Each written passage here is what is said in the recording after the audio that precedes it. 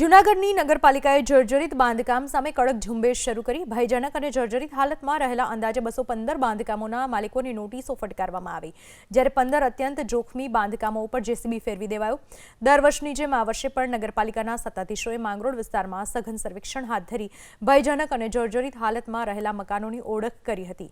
સમગ્ર ઓપરેશનને વધુ અસરકારક અને ક્ષતિરહિત બનાવવા માટે નગરપાલિકા દ્વારા ખાસ 3 અલગ અલગ ટીમોની રચના કરવામાં આવી, જે સાંકડી ગલીઓ કે વિસ્તારોમાં જેસીબી જેવા મોટા વાહનો પહોંચી શકે તેમ ના હોય ત્યાં આ ખાસ ટીમોએ જાતે મોરચો સંભાળ્યો છે। દર વર્ષની જેમ આપણે પ્રી મોન્સૂન કામગીરીમાં દર વર્ષે નગરપાલિકા જર્જરિત મકાનનો સર્વે કરતી હોય છે અને આ વર્ષેના આ સર્વે દરમિયાન લગભગ 215થી આજુબાજુ જેટલી નોટિસો ઇસ્યુ કરવામાં આવી છે, જેમાં મકાન ઉતારવાની અથવા તો જરૂર પડે તો રિનોવેશન કરવા માટે નોટિસો પાઠવેલ છે।